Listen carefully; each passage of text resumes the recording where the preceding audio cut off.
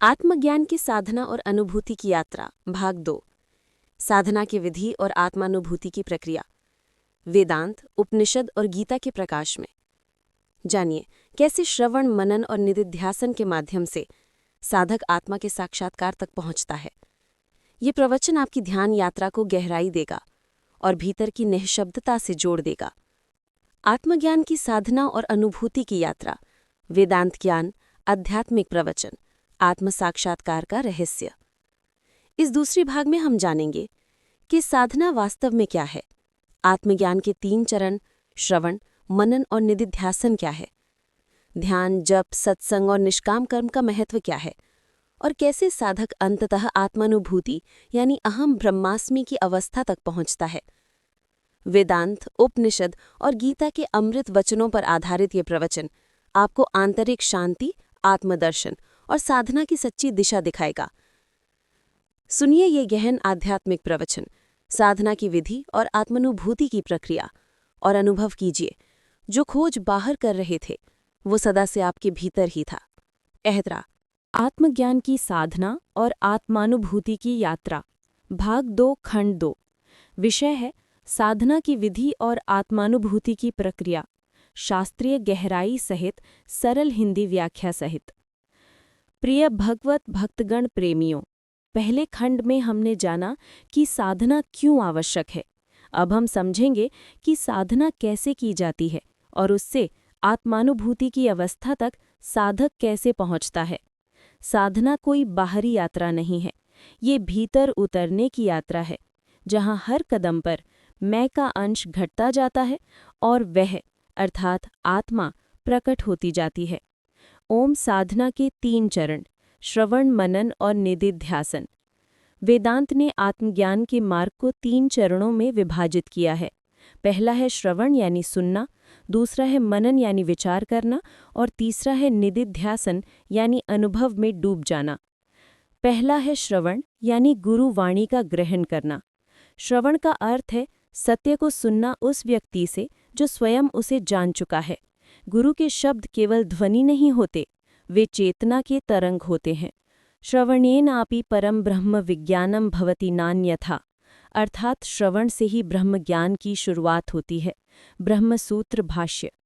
श्रवण करते समय साधक को ना तो तर्क करना चाहिए और ना ही अपने विचारों से लड़ना चाहिए, बस मन को एक पात्र बना देना चाहिए। जिस पात्र में श्रद्धा हो उसमें ज्ञान स्वतः उतर जाता है। दूसरा है मनन, सुने हुए सत्य को अपने भीतर परखना। श्रवण के बाद दूसरा चरण है मनन, जहाँ साधक सुने हुए सत्य को अपने भीतर परखता है। वो पूछता है, क्या ये सत्य मेरे भीतर प्रतिध्वनित हो रहा है? क्या मैं इसे जी सकता हूँ? गीता में श्री कृष्ण कहते हैं, मनसा संन्यस्त कर्माणि। सच्चा सन्यासी वही है जो मन से कर्म त्याग देता है।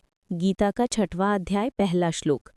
ये त्याग बाहरी नहीं है, आंतरिक है, जहाँ साधक अहंकार, भय और मोह के बंधनों से मुक्त होने लगता है। मनन से ज्ञान की जड़ गहराई तक पहुँचती है। तीसरा, निधिध्यासन। निधिध्यासन का अर्थ है ध्यान में सत्य का अनुभव करना। ये साधना का सर्वोच्च चरण है। यहाँ साधक विचार नहीं करता, वो केवल साक्षी बन जाता है। ध्यानात् ज्ञानम लभते, अर्थात ध्यान से ज्ञान की प्राप्ति होती है। गीता का 4वां अध्याय, 38वां श्लोक। जब ध्यान गहरा होता है तो मन शांत नहीं बल्कि विलीन हो जाता है। विचारों का अंत होता है और केवल साक्षी भाव रह जाता है। यही वो क्षण है जब आत्मा अपने स्वरूप में प्रकट होती है। दर्शन साधना के सहायक साधन। वेदांत और योग दोनों मानते हैं कि मन को स्थिर और पवित्र बनाने के लिए कुछ सहायक मार्ग आवश्यक है। पहला है जप और नामस्मरण। नाम का जप मन के विकारों को धो देता है। ओम नमः शिवाय, सोहम, अहम ब्रह्मास्मि। ये केवल मंत्र नहीं है, आत्मोन्मुख ऊर्जा के सूत्र हैं। कबीर कहते हैं, जप तप व्रत नेम सब झूठे, जो बिन हरि नाम न साधे। अर्थात जब तक नाम का जप नहीं होता मन भटकता रहता है। जप मन को एकाग्र करता है और भीतर की ऊर्जा को केंद्रित करता है। दूसरा है सत्संग। सत्संग का अर्थ केवल प्रवचन सुनना नहीं है, बल्कि उन लोगों की संगति करना जो सत्य के मार्ग पर चल रहे हैं। सत्संग मन के संशयों को मिटाता है और साधक को अपने मार्ग पर स्थिर रखता है। सत्संगति ही कथय कस्य न शुध्यति, अर्थात कौन ऐसा है जो सत्संग से शुद्ध ना हो। तीसरा है निष्काम कर्म। कर्म तो सभी करते हैं, परंतु निष्काम कर्म वही है जिसमें फल की अपेक्षा नहीं होती। भगवान श्री कृष्ण कहते हैं, कर्मण्यवाधिकारस्ते मां फलेषु कदाचन, अर्थात तेरा अधिकार केवल कर्म करने में है, फल में नहीं। गीता का दूसरा अध्याय 47वां श्लोक। जब कर्म फल की आसक्ति से मुक्त होता है, तब वो मन को बांझता नहीं बल्कि मुक्त करता है। यही कर्म योग बन जाता है, जहाँ कर्म साधना का रूप ले लेता है। चौथा है ध्यान यानी साक्षी भाव की अवस्था। अब आते हैं सबसे महत्वपूर्ण साधन पर। ध्यान का अर्थ है साक्षी बन जाना, विचारों से परे उठ जाना। जब साधक ध्यान में बैठता है तो वो अपने शरीर, मन और भावनाओं का निरीक्षण करता है। धीरे धीरे वो देखता है कि वो न मन है न विचार, वो तो इन सब का साक्षी है। दृष्टा दृश्यमिव नान्यः, अर्थात साक्षी और दृश्य एक नहीं, योग वशिष्ठ। जैसे आकाश बादलों से प्रभावित नहीं होता, वैसे ही आत्मा मन के उतार चढ़ाव से अप्रभावित रहती है। ये समझना ध्यान की पहली झलक है। ध्यान के चरण। पहला है एकाग्रता यानी कॉन्सेंट्रेशन। ये आरंभिक अवस्था है, जैसे ओम या श्वास पर ध्यान देना। दूसरा है धारणा यानी कॉन्टेम्पलेशन। जब मन स्थिर होता है तो आत्मा का अनुभव प्रारंभ होता है। तीसरा है समाधि यानी एब्जॉर्प्शन। यहाँ साधक और साध्य में भेद मिट जाता है।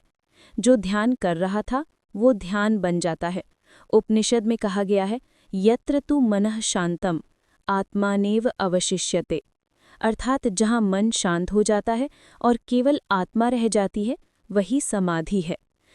अनुभूति की प्रक्रिया जब मैं मिटता है। साधना के अंतिम चरण में साधक ये देखता है कि जो वो मैं समझता था वो केवल एक धारणा थी, शरीर, नाम, संबंधों की। धीरे धीरे ये मैं पिघलता है और एक निश्शब्द असीम शांति भीतर भर जाती है। ये वो क्षण है जब साधक ज्ञानी बनता है। वो कह उठता है, अहम ब्रह्मस्मि, अर्थात मैं ब्रह्म हूँ। इस अवस्था में ना तो भय रहता है, न लोभ न द्वेष, सिर्फ एक अनंत आनंद, सच्चिदानंद। साधना का रहस्य क्या है? साधना का रहस्य ये है कि आप किसी और को पाने नहीं जा रहे हैं, आप वही प्रकट कर रहे हैं जो सदा से आप हैं। तू खोजे तो सही अपने भीतर, परमात्मा बाहर नहीं, तेरे ही भीतर बैठा है। ये साधना का सार है, खोजना बाहर नहीं, जागना भीतर। अगले और अंतिम खंड में हम चर्चा करेंगे आत्मज्ञान, ज्ञानी की अवस्था और मोक्ष का रहस्य, जिसमें बताया जाएगा कि साधक जब आत्मा को जान लेता है तब उसका जीवन कैसे दिव्य और मुक्त हो जाता है। अगर आपको ये वीडियो आत्मज्ञान के प्रति जागरूक करता है तो सब्सक्राइब ज़रूर करें और कमेंट में लिखें आत्मज्ञान के राह पर। जय श्री सच्चिदानंद। भगवत प्रेमी भाइयों और बहन माताओं,